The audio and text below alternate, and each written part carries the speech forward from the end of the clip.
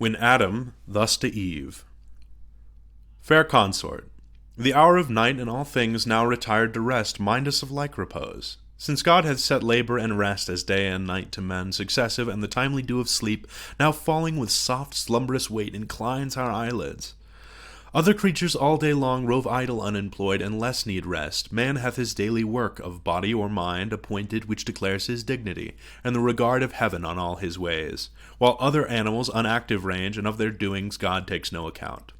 Tomorrow, ere fresh morning streak the east, with first approach of light we must be risen, and at our pleasant labor to reform yon flowery arbors, yonder allies green, our walk at noon with branches overgrown that mock our scant manuring, and require more hands than ours to lop their wanton growth. Those blossoms also, and those dropping gums, that lie bestrown unsightly and unsmooth, ask riddance, if we mean to tread with ease. Meanwhile, as nature wills, night bids us rest. To whom, thus Eve with perfect beauty adorned, My author and disposer, what thou bidst unargued I obey, so God ordains. God is thy law, thou mine. To know no more is woman's happiest knowledge and her praise. With thee conversing, I forget all time. All seasons and their change all please alike. Sweet is the breath of morn, her rising sweet with charm of earliest birds. Pleasant the sun, when first on this delightful land he spreads his orient beams on herb, tree, fruit, and flower, glistering with dew.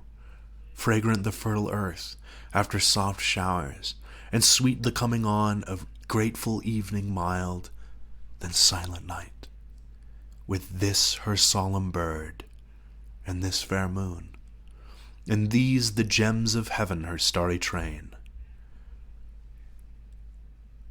But neither breath of morn when she ascends, with charm of earliest bird, nor rising sun on this delightful land, nor herb, fruit, flower, glistering with dew, nor fragrance after showers, nor grateful evening mild, nor silent night with this her solemn bird, nor walk by moon or glittering starlight without thee is sweet. But wherefore all night long shine these, for whom this glorious sight, when sleep hath shut all eyes? To whom our general ancestor replied, Daughter of God and man, accomplished Eve, those have their course to finish round the earth by morrow evening, and from land to land in order, though to nations yet unborn, ministering light, prepared they set and rise, lest total darkness should by night regain her old possession and extinguish life in nature and all things, which these soft fires not only enlighten, but with kindly heat of various influence foment and warm, temper or nourish, or in part shed down their stellar virtue on all kinds that grow on earth, made hereby apter to receive perfection from the sun's more potent ray.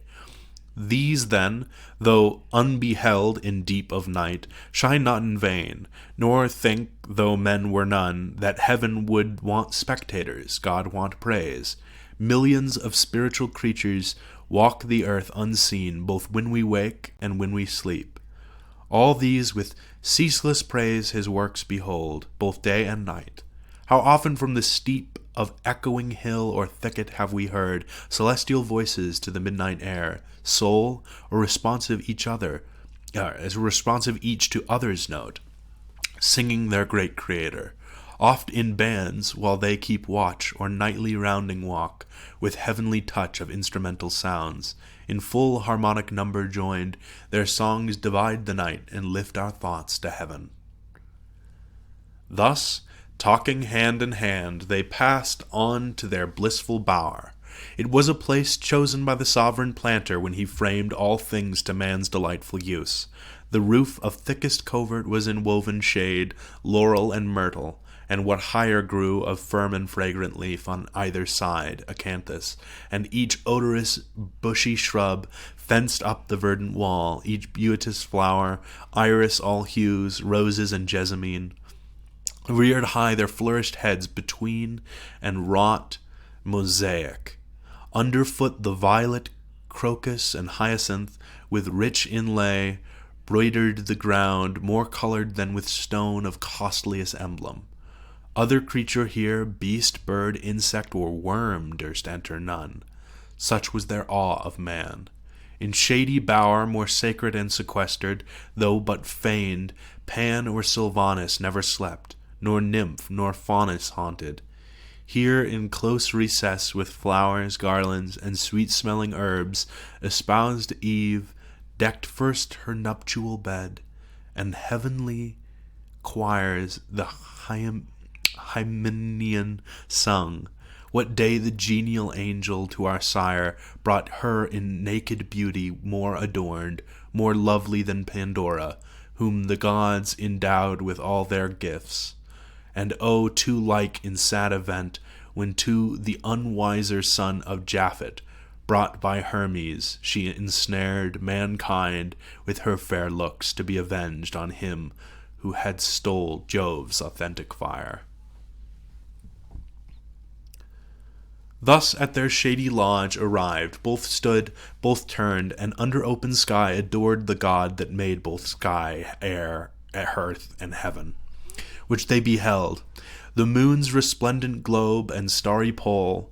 Thou also madest the night, maker omnipotent, and thou the day, which we in our appointed work employed have finished happy in our mutual help, and mutual love, the crown of all our bliss, ordained by thee in this delicious place, for us too large, where thy abundance wants, partakers and uncropped falls to the ground. But thou hast promised from us too a race to fill the earth, who shall with us extol thy goodness infinite, both when we wake and when we seek, as now, thy gift of sleep. This said unanimous, and other rites observing none, but adoration pure, which God likes best, into their inmost bower handed they went, and eased the putting off these troublesome disguises which we wear. Straight side by side were laid, nor turned, I ween, Adam from his fair spouse, nor Eve the rites mysterious of connubial love refused.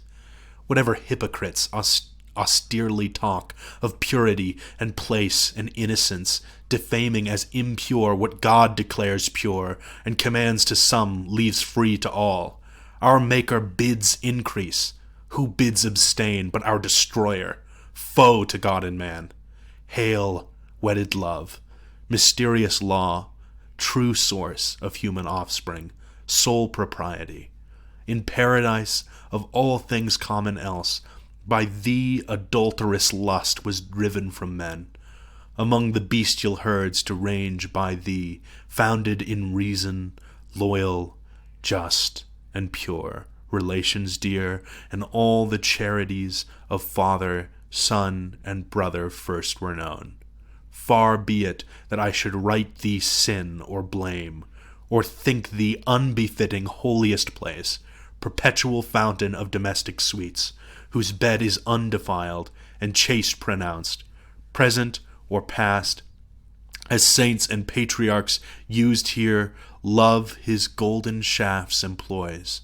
Here lights his constant lamp, and waves his purple wings, reigns here and revels, not in the bought smile of harlots, loveless, joyless, unendeared, casual fruition, nor in court's amours, mixed dance or wanton mask, or midnight ball, or serenade, which the starved lover sings to his proud fair, best quitted with disdain.